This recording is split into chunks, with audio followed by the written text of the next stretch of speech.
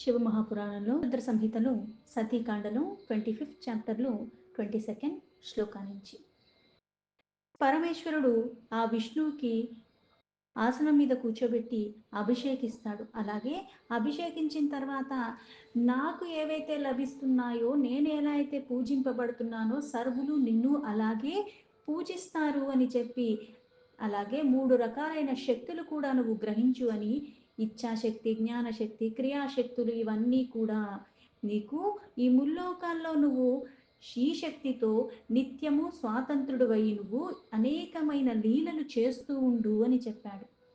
త్వద్వేష్టారో హరినూనం మయా శాస్యాః ప్రయత్నతః త్వద్భక్తానాం మయా విష్ణో ధ్యేయం నిర్వాణముత్తమం. ఓ హరి, ఇప్పుడు ఎలా అయితే అంటే ఇక్కడ భేదభావం చూపించకుండా ఉన్నవాళ్ళు, ఇది మనకి వేరే వాటిల్లో చూసినా ఎక్కడ చూసినా సరే పరమాత్మదైన అసలు తత్వాన్ని తెలుసుకోవాలి. నామానికి రూపానికి ఇట్లా భేదాలు చూపించుకుంటూ పోతుంటే నిజంగానే మనకి ఆ పరమాత్మతత్వము అర్థం కాలేదు అని అర్థము.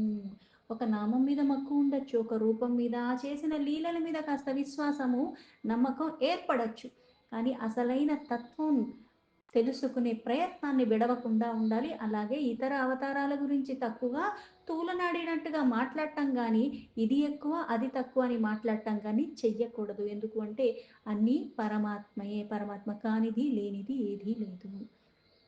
అందుకే స్వాతంత్రుడి అన్ని లక్షణాలు ఎవరి అంటే ఆ పరమాత్మయి. అంటే ఇక్కడ నీకు నాకు భేదం చూపించిన, అందుకే ఓ హరి, నిన్ను ద్వేషించిన వాడిని నిశ్చయంగా నేను ప్రయత్నపూర్వకంగా దండిస్తాను.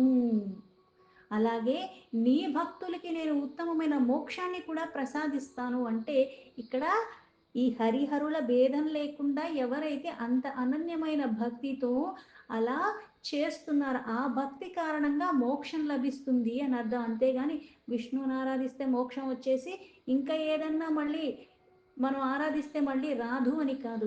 ఆ పరమాత్మ అసలతత్వం గ్రహించే ప్రయత్నం చేస్తూ భక్తి పూర్ణంగా ఉండాలి, భేదభావం లేకుండా ఉండాలి, అది ప్రయత్నపూర్వకంగా అలా ఉండాలి. ద్వేషం ఎవరైతే చూపిస్తున్నారో అట్లా చూపించిన వాళ్ళకి అందుకే దండనీయులు అంటే వాళ్ళని నేను దండిస్తాను అని చెప్తున్నాడు.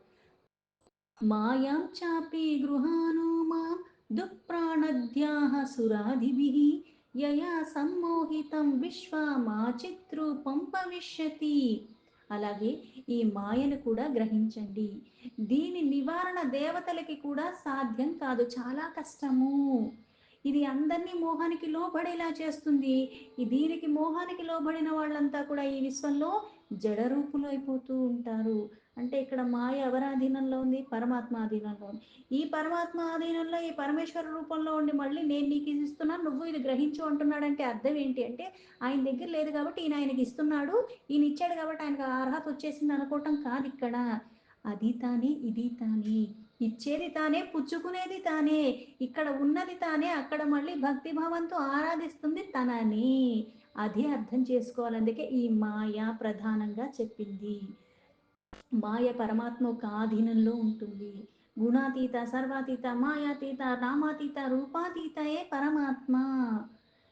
పరమాత్మ తప్పితే దీన్ని ఎవరూ కూడా నివారించలేరు. అందుకే ఇక్కడ ఆ రూపంలో ఉన్నది నేనే, ఈ రూపంలో ఉన్నది నేనే అని చెప్తున్నాడు.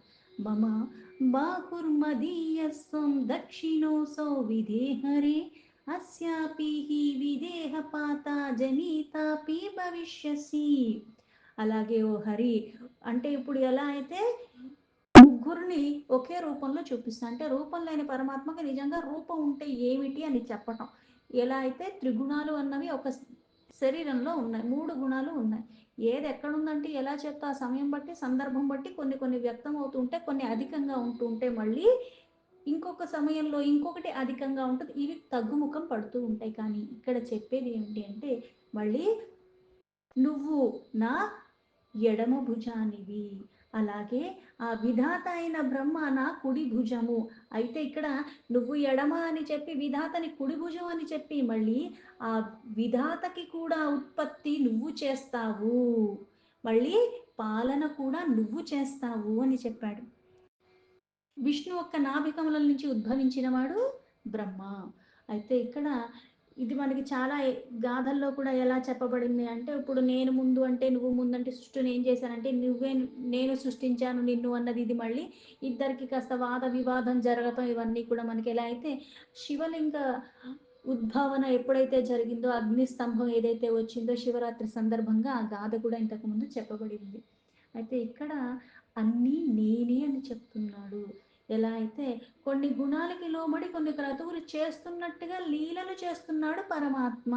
దానికి పరిమితిలో లేడు పరమాత్మ, అపరిమితంగా ఉన్నాడు. అయితే ఇక్కడ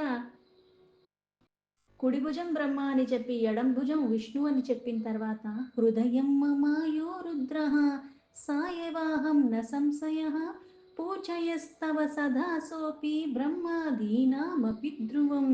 అలాగే ఈ నా హృదయం అన్నది రుద్రుడిది, ఆ రుద్రుడే నేను, ఇందులో ఎటువంటి అనుమానం లేదు. ఆ రుద్రుడు నీ ద్వారా, బ్రహ్మ ద్వారా, సకల దేవతల ద్వారా కూడా పూజింపబడతాడు.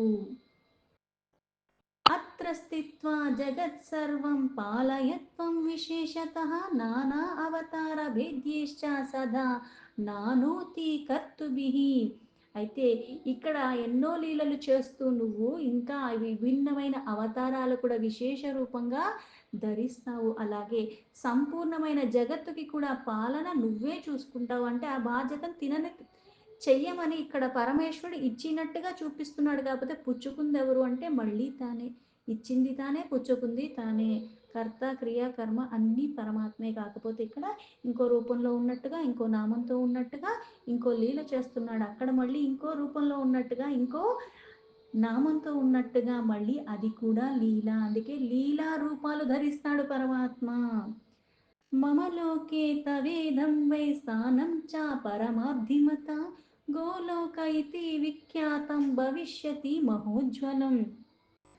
ఈ నా లోకంలో ఈ పరమ వైభవాలతో కూడుకుని అత్యంత ఉజ్వలంగా ఉన్న ఈ స్థానము ఇప్పటి నుంచి గోలోకం అన్న నామంతో ప్రసిద్ధి చెందుతుంది అన్నాడు. అంటే ఈ చిన్మయ ధామం ఏదైతే ఇంత వైభవంగా ఉన్నదో, ఇంత వైభవాలతో ఉన్న ఉజ్వలమైన స్థానము, అందుకే ఈ ధామాన్ని గోలోకము అన్న పేరుతో ఇప్పటి నుంచి ఖ్యాతి చెందుతుంది, ప్రసిద్ధి చెందుతుంది అన్నాడు. భవిష్యంతి హరే ఏ తే అవతారా భువి రక్షకాః మద్భక్తాస్థానా ధ్రువం ద్రక్షయే ప్రీతనాథ నిజాధ్వరాత్. అలాగే హరి ఈ భూమిని అంటే ఇక్కడ ఈ భూతలం మీద ప్రకటింపబడే నీ అవతారాలన్నీ కూడా అందరినీ రక్షిస్తాయి. అంటే రక్షణార్థం మనకి భగవద్గీతలో చెప్పినట్టుగా ధర్మాన్ని స్థాపింపచేయటానికి, అధర్మాన్ని తొలగించి దుష్టుల్ని శిక్షింపచేయటానికి అవతరిస్తూనే ఉంటావు. అందుకే ఇక్కడ రక్షణగా నువ్వు ఇలా ఆ భక్తిలోనే ఉంటావు ఎప్పుడు. అందుకే నువ్వు ఇలా ప్రకటింపబడి భూమి మీద అవతారాలన్నీ తీసుకుని అందరినీ రక్షిస్తూ ఉంటావు. వారందరూ కూడా నా భక్తులు అవుతారు. అంటే రక్షించేది ఈయనప్పుడు మళ్ళీ ఈయన భక్తులు ఎందుకు అవుతారంటే అక్కడ ఆ పరమాత్మ తత్వాన్ని తెలుసుకున్న వాళ్ళు, గుణాతీత స్థితిలో ఉండగలిగిన వాళ్ళు. మద్భక్త అంటే అంత పరమ పవిత్రంగా ఉన్నవాళ్ళే, ఆ భక్తిలో పూర్ణంగా ఉన్నవాళ్ళు. ఈయనను ఆరాధించిన ఇప్పుడు ఈయన రక్షణార్థం వచ్చాడంటే నా భక్తులు. ఇప్పుడు మనకు కొన్ని కొన్ని చిన్నపిల్లలుగా ఉన్నప్పుడు కొన్ని చెప్తూ ఉంటారు, కొన్ని మన వాటి గురించి కూడా తప్పుగా అంటానికి. ఇప్పుడు చాలా మంది వాళ్ళకు ఒక్కళ్ళే ఉంటారు, వాళ్ళకి దేవుళ్ళు, వాళ్ళని పిలిస్తే వాళ్ళు వచ్చి రక్షించేస్తారు ఆపదలో ఉన్నప్పుడు.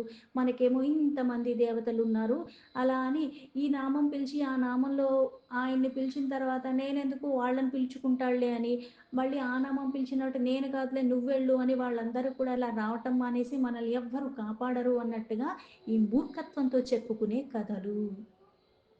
ఆపదొచ్చినప్పుడు పిలవటం కాదు, ఆపదకి కారణం నేనే అన్నది గ్రహించి ఆ ఆపదలు నివారించుకునే ప్రయత్నం చేస్తూ అంతరంగికంగా, బాహ్యంగా కూడా నేను మాలిన్యాల రహితంగా ఉంటూ భక్తి అనన్యంగా ఉండి ప్రతిదీ పరమాత్మకి సమర్పణ భావంతో నేను చేసుకున్న వాటి ఫలితంగానే నా జీవితంలో ఇవి జరుగుతున్నాయి. దీనికి మూలం నేను, పరమాత్మ నన్నేమి శిక్షించట్లేదు, నన్ను రక్షిస్తున్నాడు. ఇప్పుడు కూడా నాకు అవకాశం ఇస్తున్నాడు మారటానికి. నేను మళ్ళీ ప్రక్షాళన చేసుకునే అవకాశం, సందర్భాలు బోల్డ్ కల్పిస్తున్నాడు. కానీ నా అజ్ఞానం కారణంగా, నాకున్న వాసనల కారణంగా నేను దాన్ని గమనించుకోలేకపోతున్నాను. నేను ఈ హద్దులు దాటి ముందుకి ఆ దయానిధి సాన్నిధ్యానికి వెళ్ళలేకపోతున్నానన్నది గ్రహించగలిగిన వాళ్ళు. అందుకే ఎప్పుడూ భక్త వత్సల్యుడు పరమాత్మ. ఈ నామాన్ని పిలువు, ఆ నామాన్ని పిలువు, ఏ నామాన్నన్నా పిలువు, భక్తితో పిలువు, శ్రద్ధతో పిలువు. నువ్వు తప్పు చేశావని మళ్ళీ ఆ తప్పులు చేయకుండా ఉండాలని ఆ ప్రక్షాళన, ఆ మనస్సాక్షి ఎప్పుడైతే నీకు కలుగుతున్నదో, దాని కారణంగా నిన్ను నువ్వు పరమాత్మకి సమర్పించుకుంటావు. ఆ భక్తి పూర్ణంగా ఉంటుంది. అందుకే వరాలు ఇస్తాడు. పైగా ఏది వచ్చినా సరే సర్వానికి మూలమైన వాడు, ఇది ఒక లెక్క, నా జీవితం ఒక లెక్క. కానీ నేను చేసినవి నేను అనుభవించాలి కాబట్టి, ఎందుకంటే మళ్ళీ కర్మను కర్మ ద్వారానే తొలగించుకోగలవు. ఆ ప్రతిఫలాన్ని కూడా నేను తగ్గించుకోవాలంటే మళ్ళీ ఇంకో కర్మ చెయ్యవలసిందే కాబట్టి. అందుకే ఇక్కడ మళ్ళీ దర్శనం కూడా లభిస్తుంది నాది వాళ్ళకి. నా వరాలు కూడా వాళ్ళకి నేను అందచేస్తాను. ఎందుకంటే ఆ భక్తుల పట్ల నేను ఎప్పుడూ కూడా ప్రసన్నుడినవుతాను అని చెప్పాడు. శ్రీరామ ఉవాచ అఖండైశ్వర్యమాసాద్య హరేరిత్తం హరః స్వయం కైలాసే స్వాగనిస్తస్మిన్ స్వారేహ క్రీడయత్ ఉపాపతి. ఆ రాముడు మళ్ళీ సతీదేవికి ఇలా చెప్తున్నాడు. ఈ ప్రకారంగా ఆ శ్రీహరికి అఖండ ఐశ్వర్యాలన్నీ కూడా ప్రసాదించాడు ఉమాపతి అయిన పరమేశ్వరుడు స్వయంగా. తర్వాత మళ్ళీ కైలాస పర్వతం మీద అక్కడ ఉంటూ ఆయన పార్షదులతో స్వచ్ఛందంగా అక్కడ మళ్ళీ లీలలు చేస్తూ ఉండిపోయాడు. తత ప్రభూతి లక్ష్మీషు గోపవేషో అభవత్తదా ఆయాసిత్తత్ర సుప్రీత్య గోపగోపి గవాంపతి. అప్పటి నుంచి ఆ లక్ష్మీపతి అయిన శ్రీహరి గోపేశ్వరుడిలాగా ధారణ చేసుకుని అక్కడ గోపికలు వీళ్ళందరితో గోవులతో అక్కడ అధిపతిగా ఉండి చాలా ఆనందంగా అక్కడ ఆ గోకులంలో ఉంటున్నాడు, గోపేశ్వరంలో. సోపి విష్ణు ప్రసన్నాత్మా జుగోప నిఖిలం జగత్ నానావతార సంధాత వనకర్త శివాజ్ఞయ. ఆ విష్ణువే ఇలా ఆనందంగా సమస్త జగత్తుకి రక్షణ చూసుకుంటున్నాడు. అలాగే ఆ పరమేశ్వరుడు యొక్క ఆజ్ఞతో ఎన్నో రకాల లీలలు చేస్తూ అలా అవతారాలు ధరిస్తూ ఈ జగత్తుని పాలన కూడా చేస్తున్నాడు. ఇదానిం సా చతుర్ఛాత్రావతారశ్చంకరాజ్ఞయా రామోహం తత్ర భరతో లక్ష్మణః శత్రుహీతి చ. ఇప్పుడు ఆ శ్రీహరియే భగవంతుడైన పరమేశ్వరు యొక్క ఆదేశాన్ని అనుసరించి నలుగురు సోదరుల రూపంలో అవతరించాడు. ఆ నలుగురు సోదరుల్లో పెద్దవాడినైన రాముణ్ణి నేను, రెండోవాడు భరతుడు, మూడోవాడు లక్ష్మణుడు, నాలుగో సోదరుడు శత్రుఘ్నుడు అని చెప్పాడు రాముడు. అత పిత్రాజ్ఞయా దేవి సీత లక్ష్మణ సతి ఆగాతోహం వనే చాధ్యా దుఃఖితో దేవతో అభవం. ఓ దేవి, ఓ సతీదేవి, నేను మళ్ళీ తండ్రి యొక్క ఆజ్ఞ మేరకు సీత లక్ష్మణులతో కలిసి ఈ వనాలకి వచ్చాను. మళ్ళీ నా ఒక్క ఈ భాగ్యవశమున ఈ సమయంలో నేను దుఃఖానికి లోబడి దుఃఖితున్నై ఉన్నాను అని చెప్పాడు. నిశాచరేణ మే ఛాయా హృతా సీతీతి కేనచిత్ అన్వేష్యామి ప్రియాం చాత్ర విరహి బంధునవని. ఇక్కడ ఒక నిశాచరుడు అంటే ఒక రాక్షసుడు నా భార్య అయిన సీతను అపహరించుకుని వెళ్ళిపోయాడు. ఆ విరహానికి లోబడి నేను నా సోదరుడైన లక్ష్మణుతో కలిసి ఈ వనంలో నేను నా ప్రియ భార్య కోసం వెతుకుతూ ఉన్నాను అని రాముడు సతీదేవికి చెప్పాడు. దర్శనం తే యది ప్రాప్తం సర్వతా కుశలం మమ భవిష్యతి న సందేహో మాతస్తే కృపయా సతీ. అయితే ఇప్పుడు మళ్ళీ ఓ సతీ, ఓ మాత, మీ యొక్క దర్శనం నాకు లభించింది. మీ దర్శనం నాకు ఇప్పుడు లభించింది కాబట్టి మీ యొక్క కృపతో నాకు మళ్ళీ నా యొక్క సీత కూడా నాకు లభిస్తుంది. ఇందులో ఎటువంటి సందేహం లేదు. సీతా ప్రాప్తివరం దేవి భవిష్యతి న సంశయ తం హత్వా దుఃఖదం పాపం రాక్షసం త్వద్ అనుగ్రహం. మీ దర్శన భాగ్యం నాకు లభించింది అంటే ఇప్పుడు నాకు సీతాప్రాప్తి అన్న వర రూపంలో నాకు లభించినట్టే. అలాగే మీ యొక్క కృపతో ఇప్పుడు నా దుఃఖాలకి కారణమైన ఆ పాపి అయిన రాక్షసుడిని కూడా నేను వధించి నా సీతను నేను పొందుతానని నిస్సందేహంగా నేను భావిస్తున్నాను అని చెప్పాడు రాముడు. महद्भाग्यं ममाद्येव यत कष्टार्कृपां युवां यस्मिन् सकरुणौ स्यातां సధన్యః పురుషో వరః.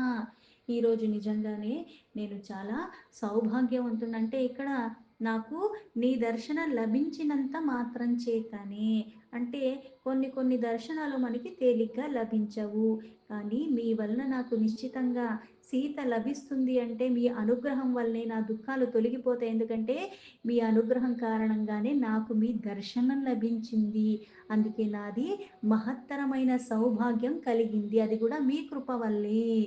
మీ దయను పొందినవాడు ధన్యుడే అవుతాడు, శ్రేష్ఠుడే అవుతాడు, లేకపోతే అందరికీ ఆ కృప కలగదు. పైగా దయతో మళ్ళీ ఆ భాగ్యాన్ని ఇప్పించింది కూడా మీరే. ఇతమాభాష్య బహుదా సుప్రణమ్య సతీం శివాం తదాజ్ఞయా వనే తస్మిన్ విచచార రఘుద్రోహ.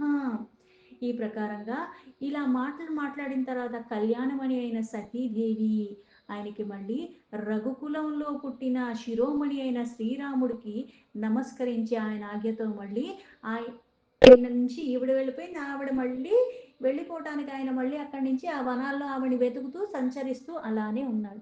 ఇప్పుడు సతీదేవి వచ్చినప్పుడు ఈవిడ సీత రూపంలో వచ్చిన ఈవిడ సీత కాదు సతీ అని తెలిసినప్పుడు, ఇన్ని తెలిసినప్పుడు మళ్ళీ ఇప్పుడు ఎక్కడికి ఎత్తుకెళ్ళిపోయాడో తెలియదా? అన్నీ తెలుసు, కాకపోతే లౌకికంగా కొన్ని లీలలు చేయటానికి అవతరించిన వాడు ఏదో చెయ్యాలని వస్తున్నట్టుగా, ఏమీ తెలియనట్టుగా, అప్పుడు తర్వాత ఏం జరుగుతుందో కూడా తనకి తెలియనట్టుగా కూడా లీలలు చేస్తూ ఉంటాడు.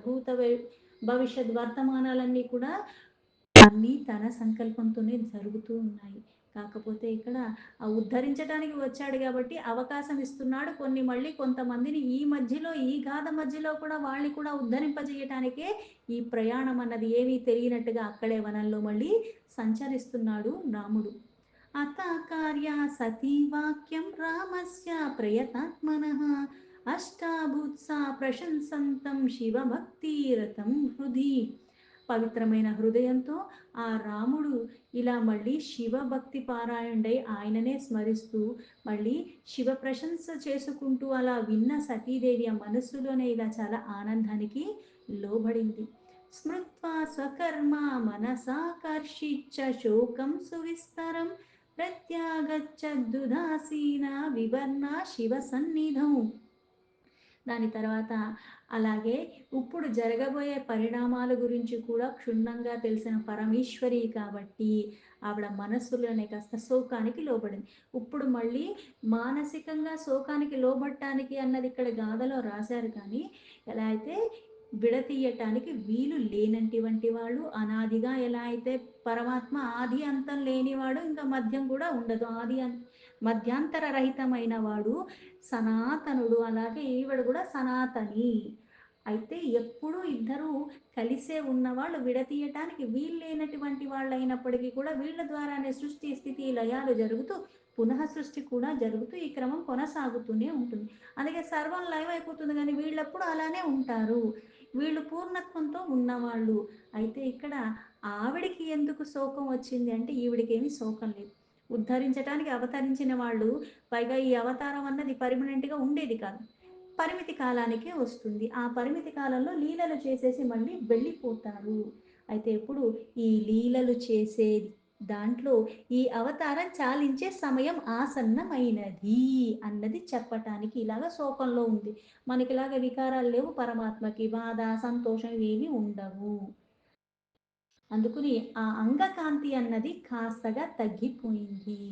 తర్వాత ఇక్కడ మళ్ళీ ఆ ఉదాసీనతతో మళ్ళీ ఆ పరమేశ్వరుడి దగ్గరికి తిరిగి వెళ్ళిపోయింది సతీదేవి. దీంతో శివమహాపురాణంలో రుద్ర సంహితలో సతీకాండలో 25 చాప్టర్లో 41 శ్లోక సంపూర్ణం.